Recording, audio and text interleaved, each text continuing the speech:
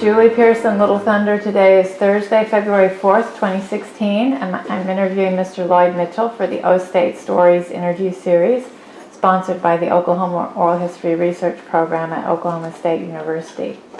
Lloyd, you received your bachelor's and master's degrees from OSU when it was still Oklahoma A&M. You worked for the Bureau of Indian Affairs until your retirement. I look forward to learning more about your life and career and your OSU memories. Thank you for speaking with me today. Where were you born and where did you grow up? I was born in Spencer, Tennessee, and most of my childhood days and growing up days was in Harmon County, Oklahoma. What did your parents do for a living? Dad was a sharecropper in Harmon County. And mom, homemaker. And your mother a homemaker? Or? Mother was a homemaker, yes. How about brothers or sisters? I have 3 brothers. Where did you fall in the lineup? I was number 2. My older brother graduated from OSU. Okay. And he was in education. I understand you moved from Tennessee to Oklahoma during the Depression, which seems like kind of a hard time to make that move. What do you remember about what drew your family to Oklahoma? Well, Dad really moved from Tennessee to Ohio and spent 5 years there working in a Miller Rubber Company. And then in 1927, we moved to Harmon County. And then I graduated from high school there at Arnett, which is a small consolidated high school out from Hollis. Mm-hmm. So you were out in the country there? Yes, we lived out north of Hollis in the OM community. And I don't know what the OM means. I inquired a number of times, and the best I could get was there was a big ranch back in the early days, OM Ranch. I see. What are your memories of growing up in the OM community?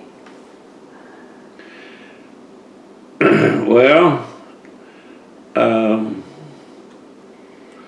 OM was a great school, and I liked school. It was of course, had 2 or 3 classes in one room, and it was a good little grade school to go to. We had to walk to school about probably a mile and a half. We had to walk to school, and that's about. I felt like it was a good school, and that it was one that you could get a good education in. What kinds of things did you do for fun? Well, big thing I guess was hunt jackrabbits. We every boy had a dog just about. We always prided ourselves on having the fastest dog, and we'd go out hunting jackrabbits. And then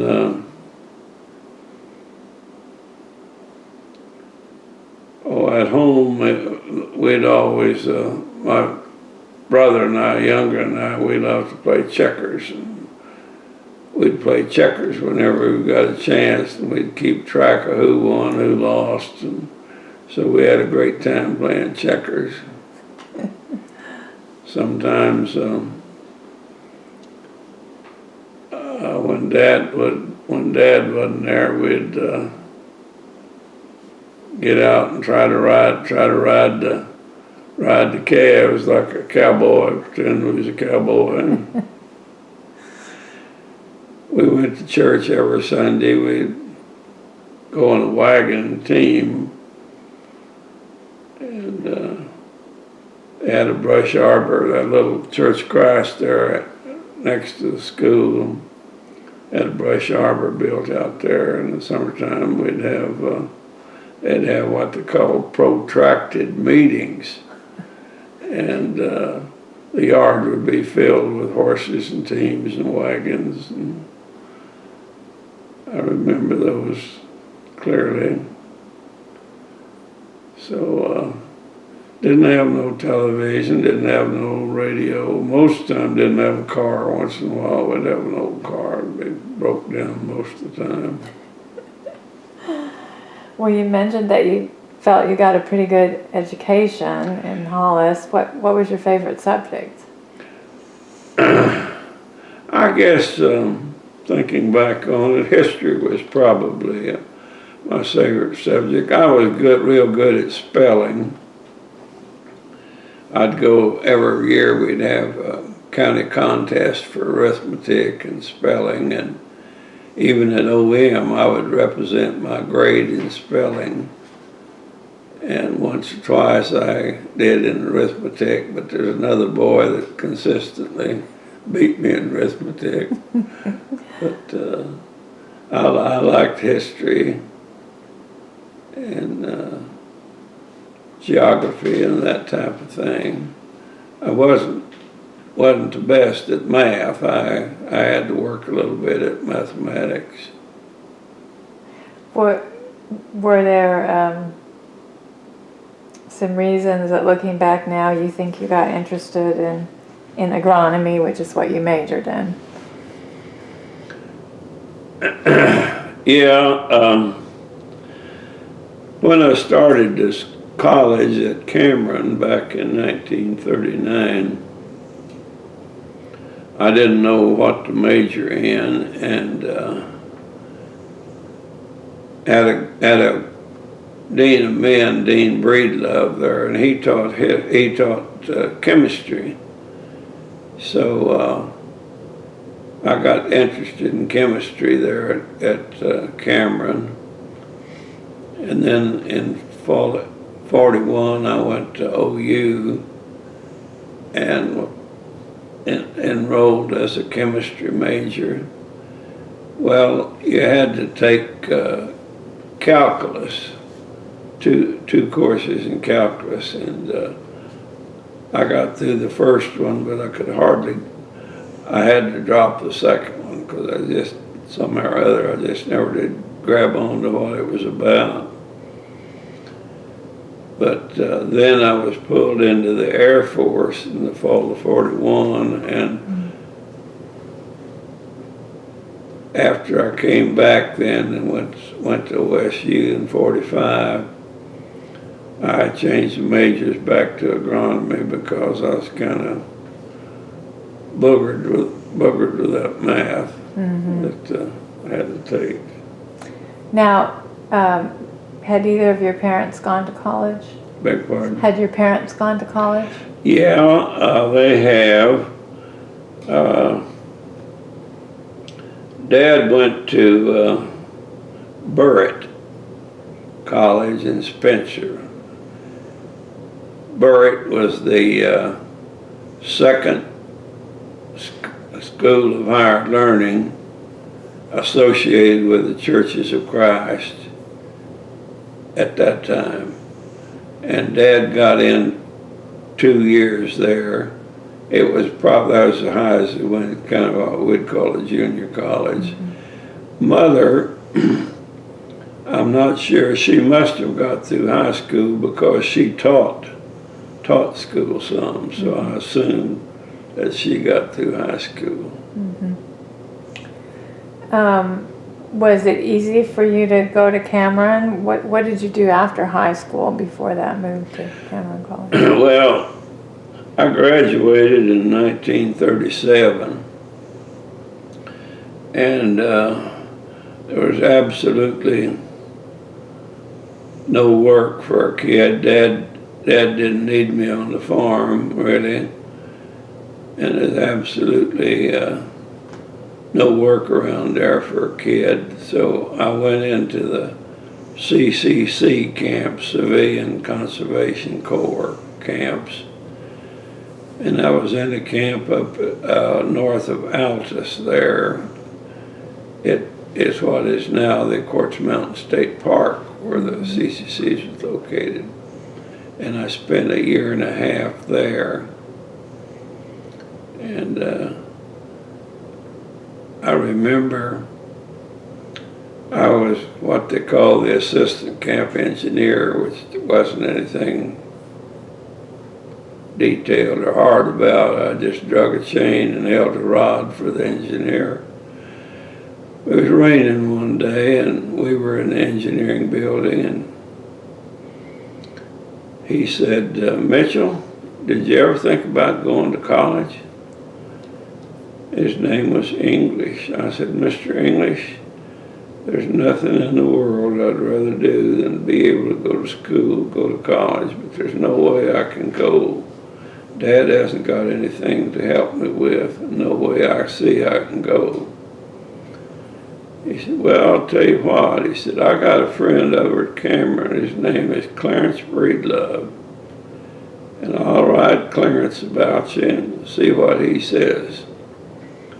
So Mr. Breedlove Mr. English got a note back from Clarence Breedlove that said, yes, said, send him up. Says, we'll find a way. Says, we can give him half room board. Half room board was $9. Wow. And so, this was in January of '39, mid-semester. I remember very well, woke up that morning, and there was a cold norther blowing, and it was cold and windy, and I just kind of debated, well, do I want to try to go up there or not? Well, yeah, I do. So, had $25 in my pocket. That's all Dad had spent, and I didn't regret it at all. They sent $25 a month to your parents, and he had to spend it for living, which was fine with me. But he had $25. And I went down to Hollis and Route 62 and put my thumb in the air and thumbed my way to Cameron. And that's how I got to Cameron. Well, after a stint at Cameron and OU, then you end up at OSU. Well, I spent 2.5 years. I spent that semester, and then I graduated at midterm, but I stayed on for another semester. I spent 2.5 years. And then I wanted to go on, and of course still didn't have any money to go on with, but I wrote every school in the state. I wrote to OSU, I wrote to OU, I wrote to Goodwill, which is affiliated with OSU, and didn't get first didn't get any chances. And then Dad had a friend there in Harmon County. He was a state legislature, and he said he found me a job to come up to Norman, working with the mental institution there. They had several students going to school there. They had a place for them to sleep out there and provide. So that semester of '41, I put in at OU, and then the war broke, of course, and so that finished that. In 1945, rather than go back to OU, I went to OSU. 1945. And your brothers, I guess, also served in World War II. Yeah, 4 boys. We were all just the right age and caught us all up. I put in 4 years. The other boys put in about, 2 of them put in about 3 years, and then the younger one, he was in a couple of years. World War II caught us all. So when you decided, when you ended up going to OSU at this point, did you have some resources, or were you? Well, OSU? Oh, yeah. GI Bill of Rights. That was a salvation. Right. That was the best piece of legislation the Congress ever passed. $90 a month. Of course, then I had a wife and 2 children, so I had to work at anything else I could find. When did you meet your wife, your first wife? I met the wife down at Cameron there, and she started at September of '79, and so it wasn't long after that till her and I dated in all through, and then we married in 1942 in San Antonio. Okay. So when you entered OSU, had you already decided you were going to major in agronomy? Well, I was a farm boy, and I thought everybody was engaged in farming. And I knew a little bit about farming, not too much. And so that's why I switched from chemistry over to agronomy. And I liked agronomy. It was interesting, and I really enjoyed it. Were there a couple of professors who stood out for you? Yeah.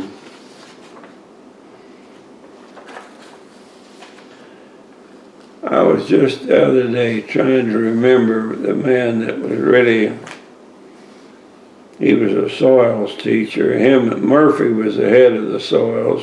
This fellow was assistant to Murphy, and I can't think of his name, but he was a sharp, really sharp fellow and good prof. I just can't call his name. What kind of an impact did he have on you? Well, he was a very, very smart fella. One thing, he couldn't tolerate fools. If you gave a smart answer, you got cut down. So he was always careful with your words when you answered him. But he was good. He was a good man, good to his students, but he required a lot of you, and he made you want to study, made you want to learn. What was the environment on campus like outside of your major? That year I started was a chaos in 45. You had all these veterans flocking in.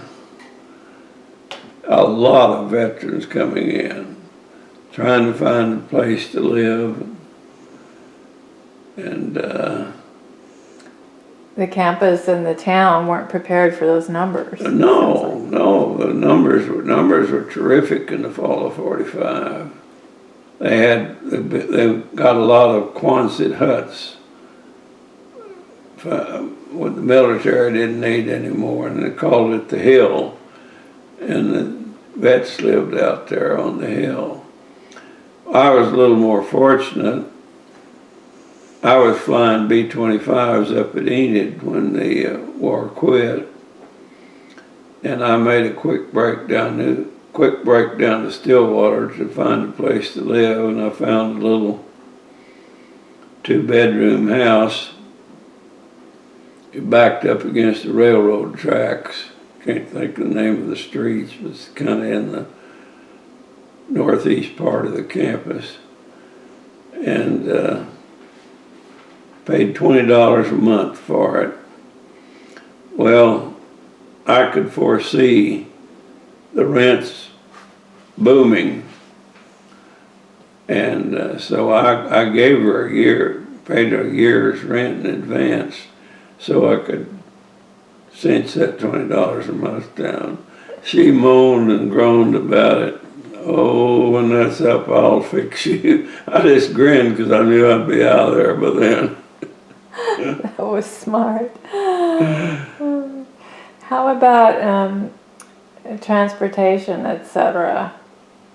The what? How about transportation? Were you walking to school then from the house? Were you walking from walking and riding a bike mainly. Mm-hmm. Yeah, back and forth, yeah. Did you work at all while you were studying, or everything? Yeah. I worked at anything I could find. I mopped floors, I washed windows, I mowed lawns. Anything I could find to make an extra dollar, I worked at, because wife and 2 kids, the $90 went away, but it didn't go all the way. Right. So I was just doing, little pickup jobs like that. Mm-hmm. What do you recall about any campus tradition?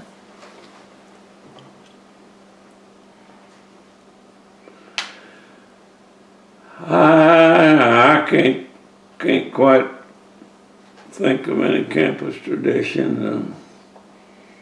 I wasn't involved too much in other than work and study. Right. Did you go to any sporting events though, or? Oh yes, I made every football game I could when we could get a babysitter. But we made all the football games.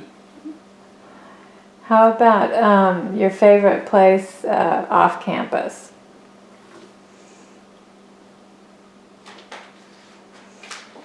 Well, of course, wife and I went to church there all the time, and I loved going to church and associating with the young people there. But as far as any other eating place, anything like that, we didn't have anything, we didn't eat out much. Right. Did you have a favorite place on campus to study or hang out? Not really. The library was overcrowded. I remember people standing everywhere reading and couldn't find a place to sit down. And of course, once in a while they didn't have a student union. They had a small house-like thing. I forget what they called it, but once in a while I'd go there. And you and your wife didn't go to any of the dances there? Dances? Yeah. No. Okay. Uh-uh. Probably not much time to hang out with friends either. No, most of the friends you had was kids that went to church. We went to Church of Christ there, and kids that went to church there, they'd have things, associated with the church we'd go to. That's the main place we went to. Did your parents come see you while you were in school? No, they didn't. They didn't have any way to come. They never did come while I was in school. Not that they wouldn't have liked to, but just beyond their doing.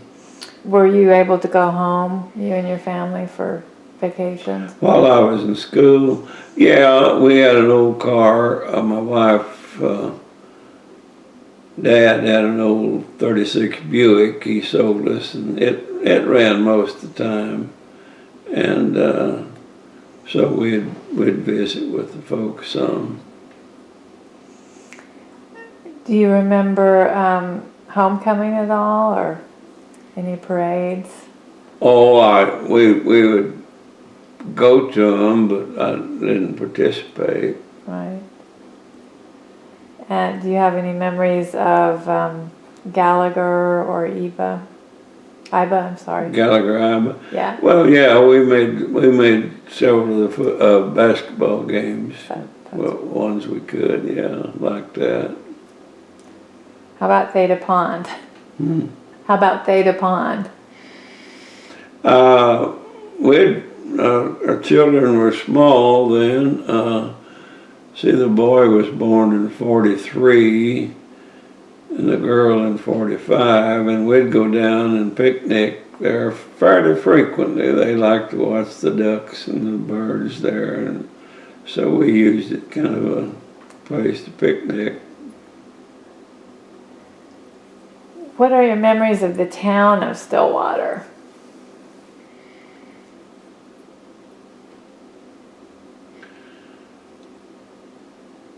I don't have any particular memories, good or bad, really, about Stillwater. We didn't, of course, we didn't have enough money, you know. We didn't shop much there. And I didn't form an opinion whether good or bad. And after graduation, you went after your master's degree within 2 years, right? What did you do between your bachelor's and your master's degree? I was working with the BIA. We moved to Shawnee. They had a house for us to move into, and that was probably the reason I took that job over any other. Had a nice 3-bedroom home, so we moved to Shawnee, and we stayed there, and I continued working on my master's degree then. Well, I was going to ask how you got your job with the BIA. How did you end up working for the BIA? Well, they had, I guess they had recruiters, 1 or 2 recruiters were to recruit students. And I'll brag a little bit, I was a good student. I belonged to Alpha Zeta, which is the honorary institution for agricultural students. And I also was a Phi Kappa Phi graduating, and I think that kind of helped me to get a job.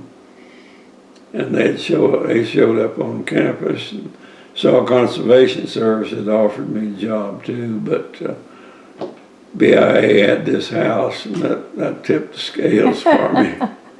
Right. Well, how did you like Shawnee? It was fine. It was a nice town. We made lots of friends there. It was a nice town. So, as you know, the BIA has this kind of complex and contentious history, and in 1947 it had just sort of gotten that name, Bureau of Indian Affairs. I'm wondering about some of the changes you may have seen while you were working there, and perhaps explain what you did also. You mean while I worked for them? Or? Yes. Well, yeah, there was a big change, I thought.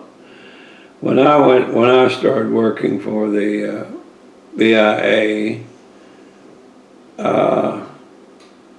they would pick the best people they could find to work for them, irregardless of whether they were Indian or white. And it was merit. You got your job by merit, and you kept your job by merit. And gradually, and it kept going, they started employing more Indian people, which was all right. There was nothing wrong with that if they could match their white opponent. But it got so that the only people they were employing were Indians, and they gave more credit to them being Indian than they did to to the qualifications of the job. And the white person, which was me, of course, it didn't hurt me because I'd already went on up the ladder. But going in, it would keep good white boys and girls from going in. And I can see the merits to that, see the reasoning for that, but it changed a lot. That's one reason I quit early. I got, they had a RIF, a RIF in 50, let's see, when was that RIF? 73, I guess. 73, they had a reduction in force. And so I got out early. In 73. And what did you do at the BIA? What did I do? Mm-hmm. I was chief land appraiser, both at Darko and at Albuquerque. Had several appraisers working under me, and I explained a while ago, you know, any transaction dealing with Indian land required an appraisal. Right. And you also worked in South Dakota for a while. So yeah, first I worked 5 years before I went into the BIA as a soil scientist and stayed as a soil scientist about 5 years. And most of that time was in South Dakota. And then in 55, I had a chance to switch over to real estate appraisals. And that's when I made the switch. Mm-hmm. Spent about 20 years as an appraiser and about, I don't know, 25 years as an appraiser, I guess, and the other 4 or 5 as a soil scientist. Did you enjoy living in Albuquerque? Yes, very much. Albuquerque was a nice town. Really did enjoy it. When I retired in '73, we debated about staying there and retiring, living there. Most of our children, grandchildren live in Oklahoma, and that tipped it. We said, well, we'll go where we can be. And then they all left. Like a flock of quail, they were gone. I've got one. When you moved back to Oklahoma? Yeah, I've got one granddaughter lives here now. Well, what were some of your best memories of your work with the Bureau of Indian Affairs?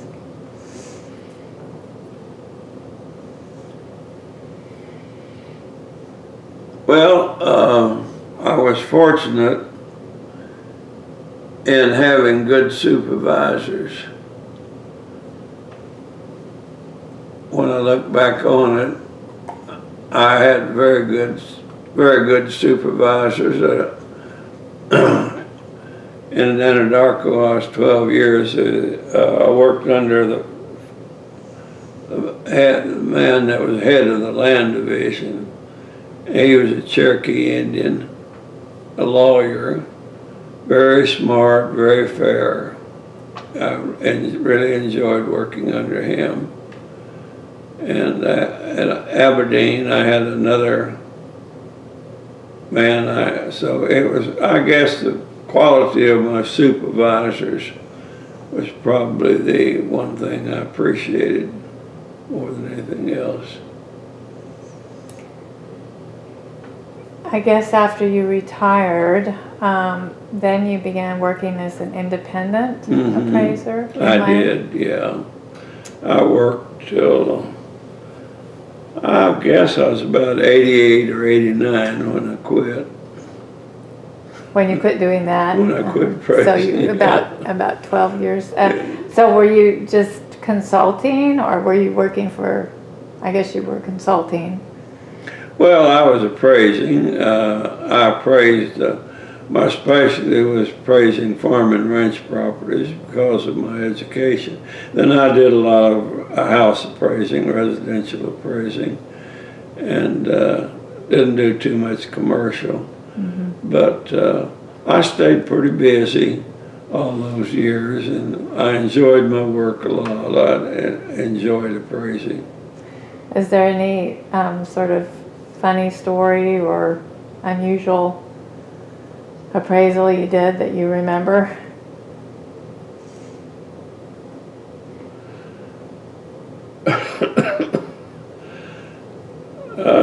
Well, yeah, I did some that, I remember one that was particularly enjoyable, and when I was at Darko, over in Shawnee, there were two tribes that owned land jointly. The Potawatomis and maybe the absentee Shawnee. I forget, but they out south of town where the agency were, they had a hospital out there for a long time. But they owned quite a bit of land and owned that hospital property, and they wanted to divide it so that it wasn't joint ownership. And so I had to appraise the whole property and then make a division of it that would turn out to where each tribe got approximately the same values. And then I had to go to Washington to testify up there about the appraisal. And I took advantage. I took my whole family with me, and we made a vacation out of it. That's one appraisal that I did. There were several of them I did enjoy. And was that it was not your first time traveling to Washington yourself, probably, but for the family it was? No, back in 1949, the Department of Interior was selecting young men that had a promise of, advancement, and they selected, in the nation, they selected 3 out of the BIA. 2 of them were Indian, and then myself. One was a Zuni and one was a Navajo, and then myself. And we 3 then were selected to go to Washington and spend several months there in training. And so wife and I moved in 49, I guess it was. We moved to Washington for a few months. That was enjoyable. Then we had 3 children. So we enjoyed that a lot. What did you like about Washington? Well,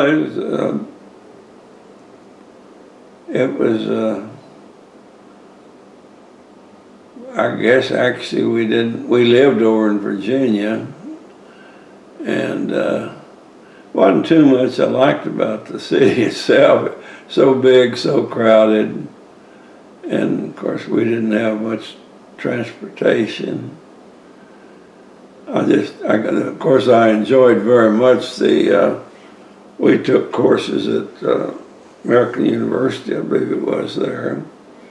And I enjoyed the training program we had, met some nice men,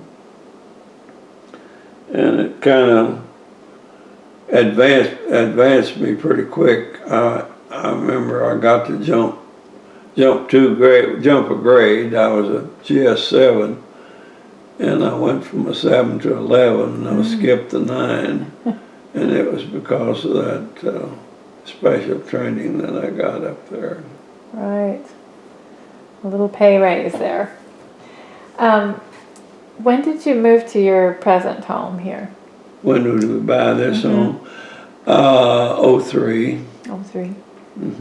Have you been involved in any civic organizations or activities here in Oklahoma City?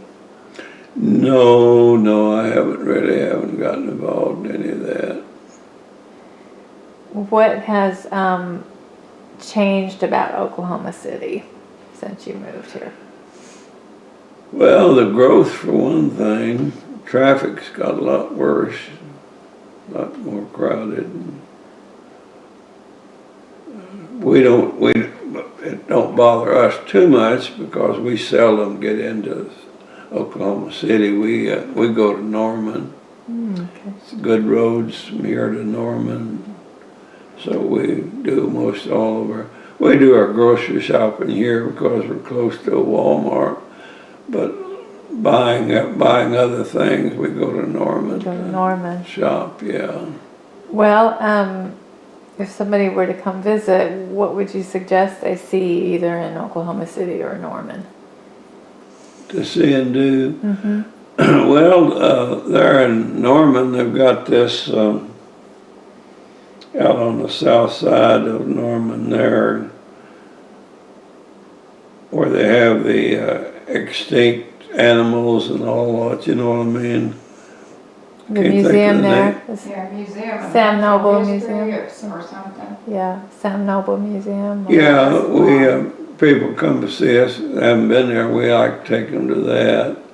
Or Cowboy Hall of Fame, that's very, very interesting.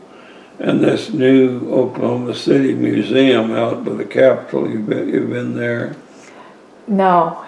It's a really, really nice exhibit there. It's a huge building and relatively new. The Historical Museum, I think, Yeah, isn't it? The museum, Oklahoma we Historical go Society. there. Yeah. And places like that, you know, we take our visitors to see. Right. How about Stillwater? Do you get up to Stillwater still? Very seldom. Here about 4 or 5 months ago, they had this induction of men into the Hall of Fame, and my son came down and picked me up. Me and I went up there. Other than that, we don't get to Stillwater too much. It's, of course, I'll be 98 in August, and wife, she's not as old. I won't say how old. She's listening. But health things keep us from going too much. Right. Well, you certainly don't look your age.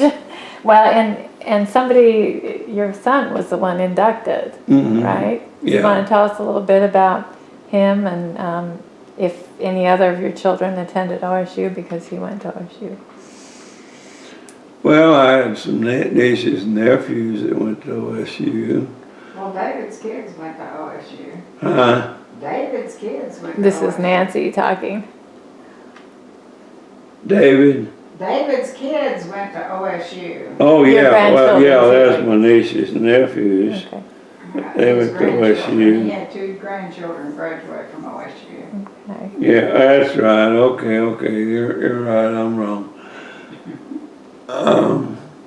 But your son was inducted in the Yeah, Okay. he's, well, as I say, he's a professor. He got his doctorate from North Texas, I believe it was, at Denison. He got his doctorate. He graduated from, got his master's at Southern Methodist, and then he got his doctorate there and taught several years up there. And he's got a good going business. As I say, it's highly computerized, and I can't tell you what he does. His son now, he's pretty much retired. His son's taken over the business and doing well at it.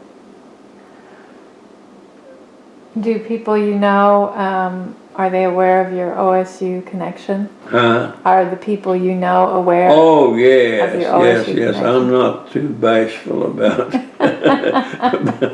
about that. They know my OSU connection, yeah. And you still follow the football games? Oh, very OSU. much so, yeah. Basketball, they play tonight. Oh, okay. Play Wisconsin tonight, their basketball team. Are there any other cowboys in this area that you know? In this house? Yeah, go to church with several, that cowboys, yeah. What advice would you give to students at OSU today, or to faculty or administrators?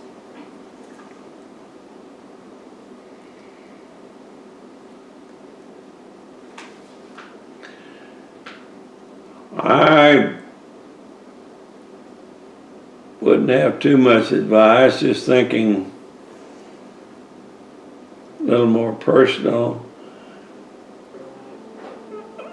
One of the students ought to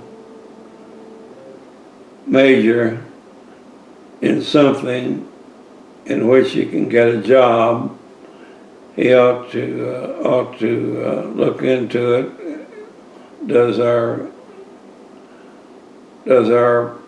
economy need people like this? I'm thinking of people like one of our wife's grandsons. He's taking drama. What's he going to do when he gets a degree in drama? You know, and other things. So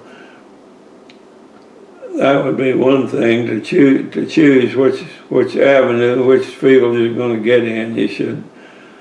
You or your parents should do some looking into, is there a demand for it? And no advice for the faculty, though, or administrators? No, none of that. I don't know any of the faculty, long gone, the people I knew. It seems many OSU alumni are loyal to the school. What do you think it is about OSU that sparks such loyalty?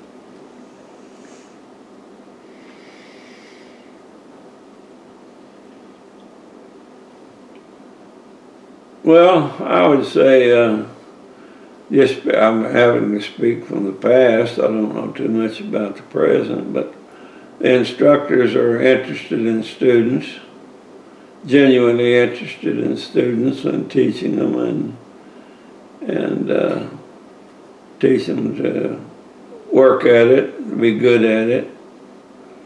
And OSU's always had a reputation of friendliness. The campus, you know, some of the other schools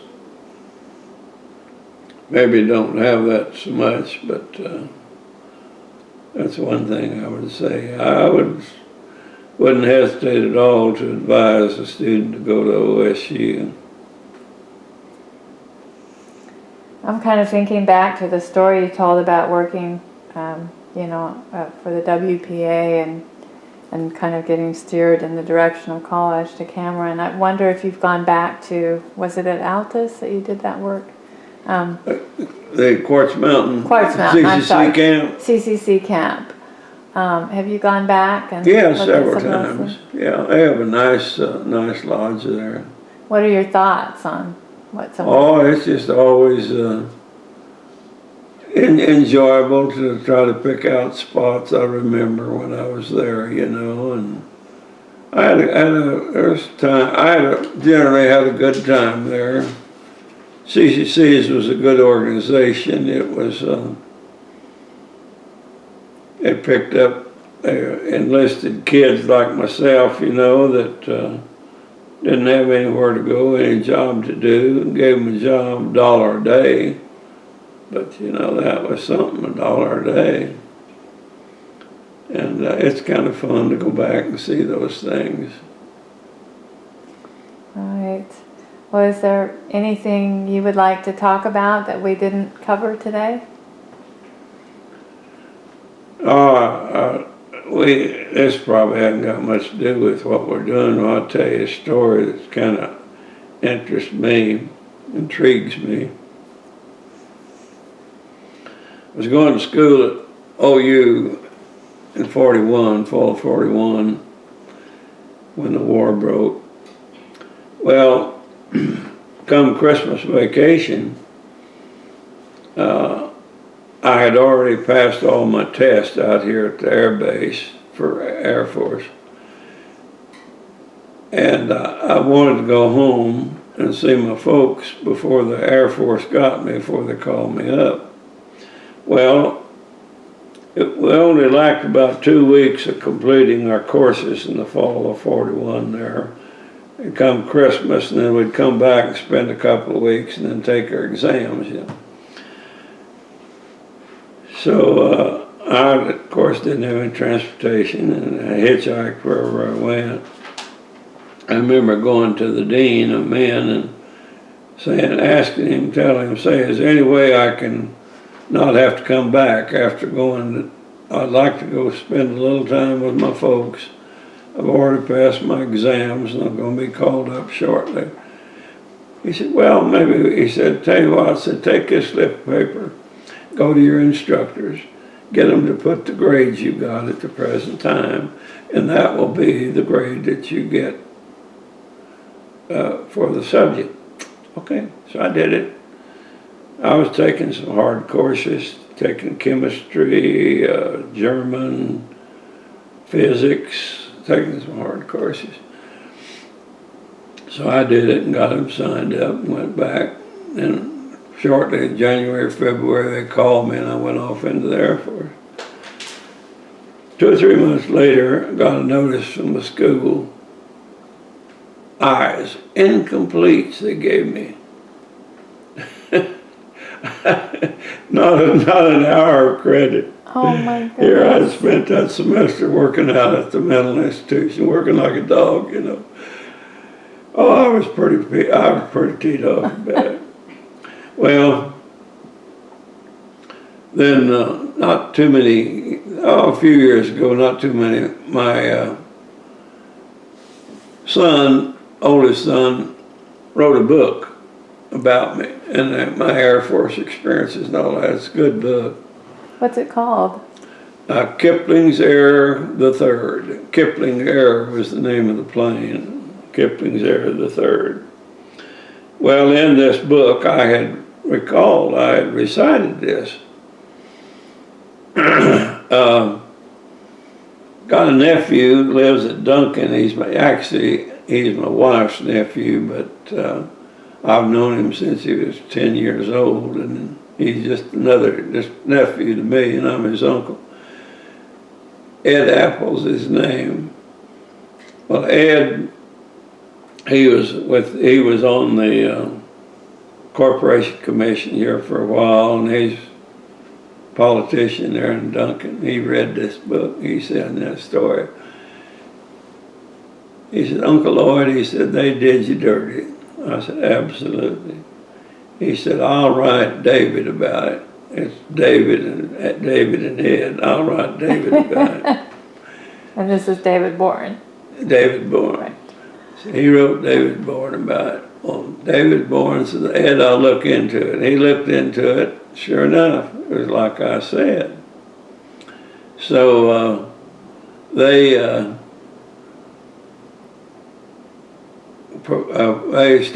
got up a dinner and a big recognition for it, and they didn't give me any credit, but I got a real nice plaque in the office I'll show you that resulted. But David got sick that day. I'm sure it was intentional. He didn't want it. He was eating crow and he didn't like it, you know. Yeah, I got a nice plaque over it. You want to go, are you about through? I'll go in the office and show you a few things. Yes, we'll go take a look and take a picture. Well, thank you for sharing that story with us, and thank you for your time today. Well, it's enjoyable. I'm glad to be able to do it.